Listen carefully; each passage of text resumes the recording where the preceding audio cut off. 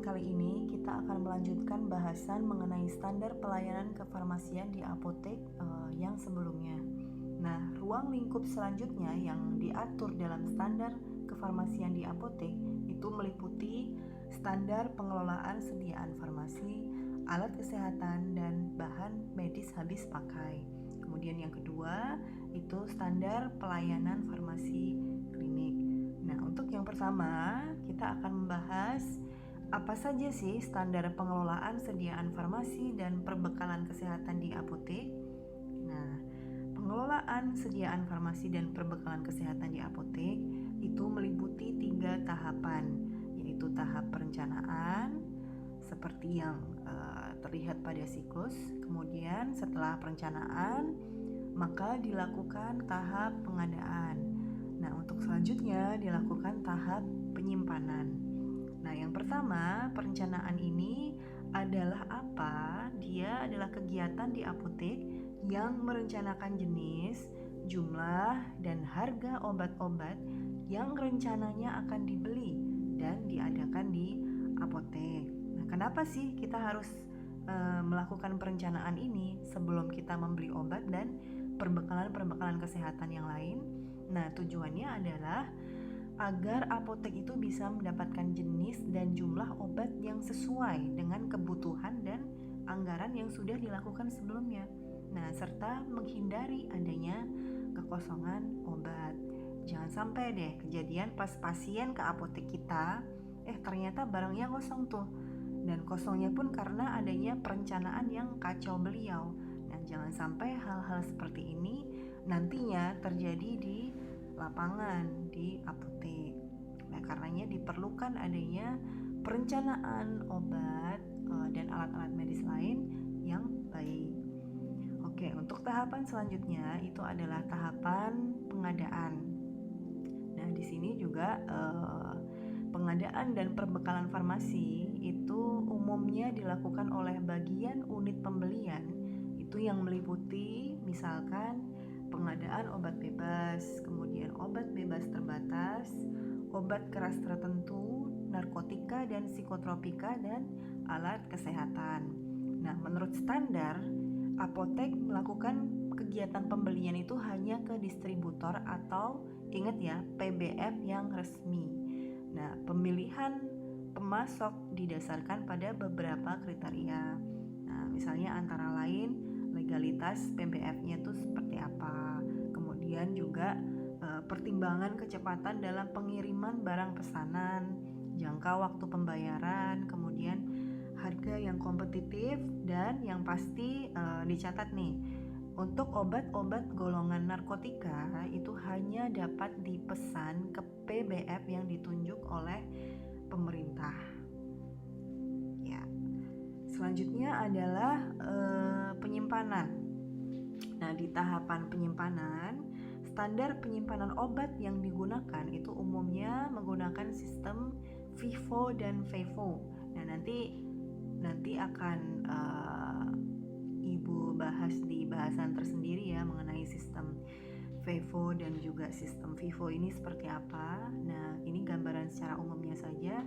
Sistem FIFO atau sistem first in first out itu adalah sistem penyimpanan barang di mana barang yang datang lebih dulu akan disimpan di depan. Jadi disimpan di kaca depan apoteknya misalnya. Kemudian kalau sistem first expired first out itu adalah penyimpanan barang di mana barang yang mendekati tanggal kadaluarsanya itu diletakkan di depan sehingga akan dikeluarkan lebih dulu dari yang lainnya. Nah, sedangkan barang yang tanggal kadaluarsanya masih lama itu diletakkan di belakang dan demikian seterusnya.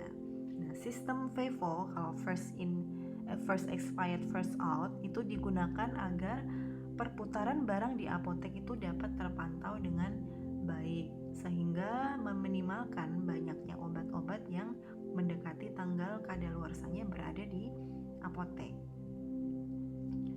Oke, selanjutnya kita akan membahas apa saja sih standar-standar tahap pelayanan farmasi klinik yang ada di apotek. Nah, sebelum membahas apa saja, dan ada baiknya kita mengenal terlebih dahulu apa saja sih pelayanan-pelayanan atau jenis-jenis pelayanan farmasi klinik yang wajib dilakukan oleh apoteker di apotek. Nah, yang pertama itu adalah pengkajian dan pelayanan resepnya. Kemudian setelah itu dispensing. Terus selain itu pelayanan farmasi klinik itu juga salah satunya adalah pelayanan informasi obat atau PIO. Kemudian konseling yang dilakukan oleh farmasis ke pasien.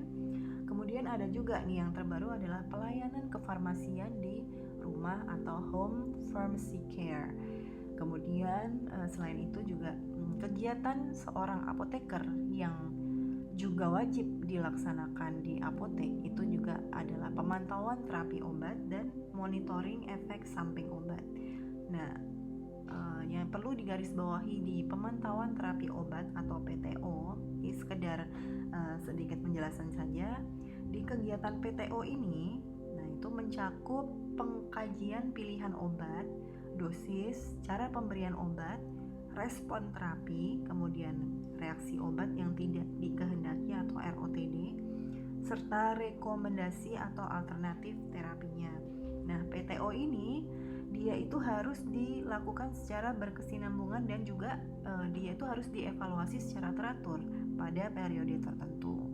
Nah, tujuannya apa? Tujuannya itu agar keberhasilan atau kegagalan terapi itu dapat diketahui atau dipantau dengan baik. Nah, itu adalah tugas apoteker ya yang ada di apotek. Nah, selanjutnya adapun bentuk pelayanan seorang apoteker mulai dari menerima resep dari pasien di apotek itu hingga obat sampai ke tangan pasien itu adalah sebagai berikut. Nah, ini adalah sesuai standarnya. Dokter menuliskan resep, kemudian resep diterima dan juga dibaca oleh apoteker, kemudian didampingi oleh apoteker pendamping dan juga asisten apoteker. Kemudian apoteker menyediakan atau meracik obat sesuai dengan resepnya, dan tahapan setelahnya atau tahapan akhir obat itu diberikan kepada pasien atau customer apoteknya. Nah, selanjutnya dalam hal penerimaan resep, sebelum obat diracik, standar yang harus dipenuhi terlebih dahulu itu adalah resep wajib di screening terlebih dahulu.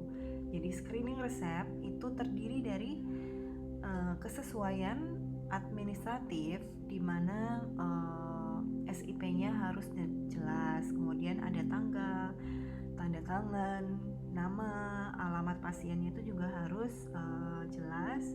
Kemudian nama obat, dosis, aturan pakainya dan informasi yang lain. Nah, selain kesesuaian administratif, apakah jadi cek apakah dosis obatnya tepat, kemudian nama obatnya sesuai indikasi atau tidak, itu setelahnya kita harus mengecek ada atau tidak kesesuaian farmaseutik yang ada di dalam resepnya. Jadi misalnya apakah bentuk sediaannya itu sudah tepat atau belum, misalnya seharusnya diberikan sirup tapi diberikan tablet, kemudian juga dosisnya sudah tepat atau belum. Jadi misalnya kalian itu juga sebagai seorang farmasis harus bisa menganalisis secara jeli apakah dosis yang diresepkan oleh dokternya itu sudah memenuhi dosis lazimnya atau belum, kemudian memenuhi rentang dosis optimumnya atau belum. Nah, itu juga harus dicek dengan baik.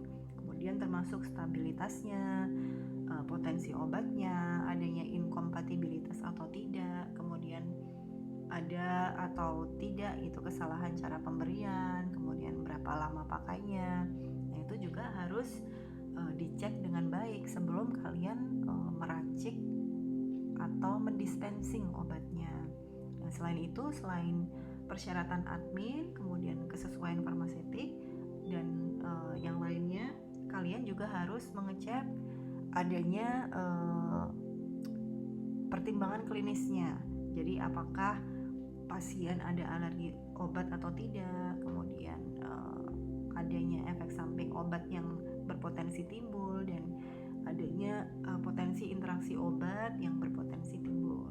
Nah, itu merupakan kompetensi kalian ya untuk mengecek resep sebelum di dispensing atau diracik. Nah, sedikit overview. Mari kita juga perhatikan benar standar resep yang valid itu yang seperti apa sih. Nah, simak penjelasan berikut seperti yang kita lihat di gambar. Nah, di sini ini adalah standar resep yang baik, itu meliputi seperti ini. Nah, di dalam resep, di dalam body resep itu ada nomor resepnya itu berapa. Kemudian ada yang ini adalah prescriber information-nya. Jadi siapa sih yang memberikan resepnya, kemudian tempat prakteknya di mana, alamatnya di mana, itu semuanya harus jelas. Jadi nama dokternya siapa itu juga harus jelas. Kemudian resep itu juga terdiri dari informasi pasiennya. Nah, informasi pasiennya itu termasuk namanya siapa, alamatnya di mana, termasuk umurnya itu juga penting, dan yang paling penting juga adalah kapan resep itu diresepkan, itu juga harus tertera di sini. Kemudian body resep yang lain adalah di sini namanya adalah superscription. Jadi superscription itu adalah lambang resep ya. Jadi ini adalah lambang resep yang dituliskan oleh dokter. Kemudian di sini setelah ada superscription, nah kita mengenal body resep yang disebut sebagai inscription. Nah, kalau inscription itu isinya apa? Yaitu adalah isinya tentang list obat-obat yang diresepkan, termasuk dosisnya berapa, kemudian berapa tablet, berapa jumlahnya, dan berapa dosisnya. Nah, setelah itu kita mengenal adanya subscription. Jadi subscription itu adalah instruksi untuk farmasisnya. Jadi dia adalah bahasa komunikasi dari si pembuat resep, dalam hal ini dokter, dengan farmasisnya atau apoteker yang akan meracik obatnya. Nah, di sini misalnya subscription-nya apa, minta ke farmasisnya dibuat puyer. Nah, itu dituliskan di subscription-nya. Kemudian setelah itu ada yang namanya signa. Jadi signa itu adalah direction untuk pasiennya atau cara pakai obatnya untuk pasiennya, atau instruksi aturan penggunaan obat untuk pasiennya. Itu biasanya ditulis di sini, misalnya berapa kali sehari gitu, tablet harus diminum. Kemudian juga aturannya dia sebelum atau sesudah makan. Nah, itu juga dituliskan di bagian signa ini. Nah, kemudian ini ada special instruction, itu bisa dituliskan di bagian bawah signanya. Kemudian jangan lupa ada tanda tangan dokter di sini, dan juga keterangan-keterangan siapa yang memberikan resepnya. Jadi signature siapa yang memberikan resepnya. Itu adalah sekilas, ini overview saja mengenai body resep yang terstandar itu seperti apa. Nah, sekarang kita sampai ke bahasan selanjutnya. Hal yang harus diperhatikan dalam penyiapan obat sampai penyerahan obat itu adalah peracikan. Nah, dalam peracikan itu ada yang namanya menyiapkan. Nah, kita juga harus menimbang, mencampur, mengemas, dan memberikan etiket. Nah, dalam melaksanakan peracikan itu juga harus ada standarnya. Nanti untuk apa saja standarnya nanti akan dijelaskan lebih detail di video yang selanjutnya. Nah, selain itu juga standar yang harus diterapkan dalam penyiapan obat itu adalah etiket.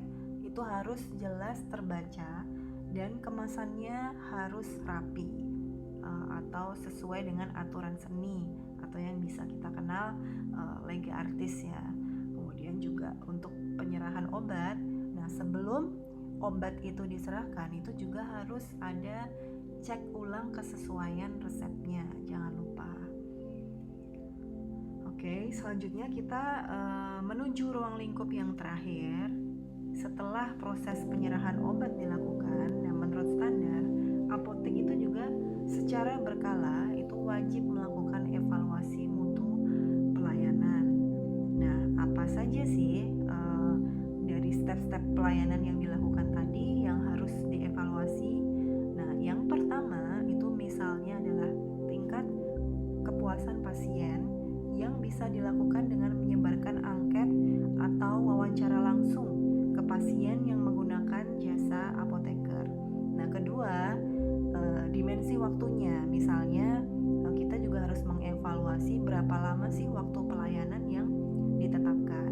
Nah, terakhir, protap pelayanan ini perlu diimplementasikan. Jadi, perlu adanya protap supaya apa? Supaya dapat menjamin mutu pelayanan sesuai dengan standar pelayanan